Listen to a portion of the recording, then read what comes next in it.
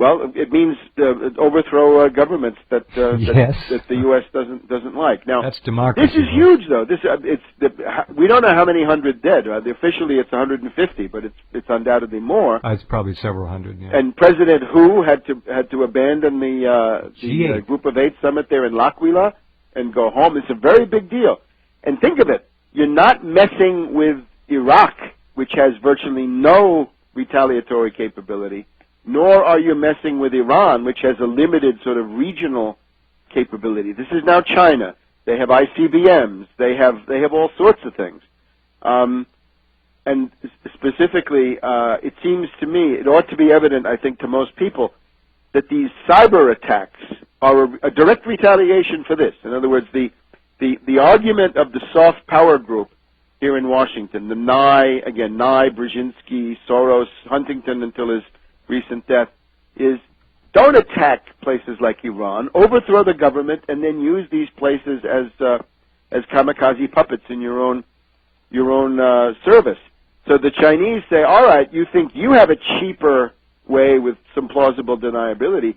We have an even cheaper way than that, which is we attack, and you saw what they did, right? They attacked the Pentagon website, the U.S. Treasury, the Department of Homeland Security. All these websites were paralyzed.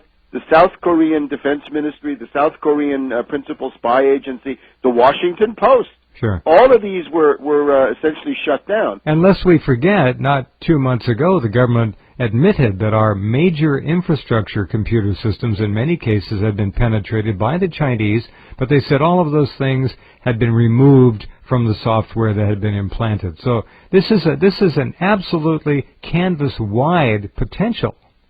And therefore, it just shows the absolute foolhardy lunacy of these soft power guys now. Yep. These are not your neocons anymore. These are soft power. They do it all through subversion and color revolutions and so forth. And they say, all right, look, we've caused a tremendous problem for China. The Chinese have essentially put a shot across the bows of the U.S. and the British, saying, look, if you play around in Xinjiang, we can play around with your electricity grid, with your your stock market, transit, you name it, all of it. The whole business, anything that runs on computers, they can hack in. The reports that this comes from North Korea, I think, are just a cover story. It's spurious because what I think the capability is that it's the Chinese capability that may be based in North Korea or funneled through North Korea. And I think it is important, as you were saying before, to see North Korea is really an appendage of China. It couldn't exist without China. It's a kept asset in many ways. So they've essentially said, look, it's a perfect storefront, Webster. Talk about having the ultimate plausible deniability. The rogue nation of North Korea doing something very rash. The Chinese, we didn't have anything to do with it. Yes, precisely. That's the kind of asset this is. Now, the other thing about it is, notice how this target was chosen. It creates problems for the Chinese. The first country to freak out after the Chinese crackdown is Turkey. Turkey was a country that the Chinese had been cultivating a great deal.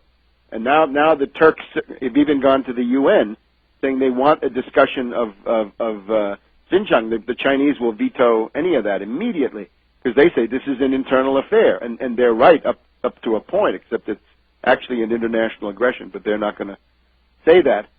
Then you've got problems with Iran, right? Because, in other words, you're attacking Muslims in China, and therefore there's a kind of a Pavlovian knee-jerk reaction in many nearby Muslim countries where they essentially, I would say, overreacted. Well, we got Muslims in India, too, quite a few. Yeah, but in Pakistan, then, the three countries that are now experiencing tensions vis-a-vis China would be Turkey, Iran, and Pakistan. And Pakistan, of course, is the main ally of China. Now, this points to the other contributor to this, the RAW, right? R-A-W? Right.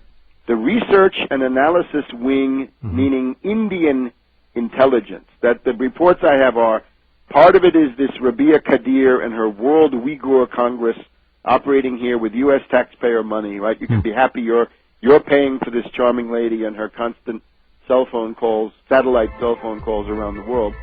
And then the Indians are involved because they want to drive a wedge between the Chinese and these three Muslim states, again, Turkey, not exactly Muslim, but majority Muslim, Turkey, Iran, and Pakistan. And that part seems to have worked to some extent.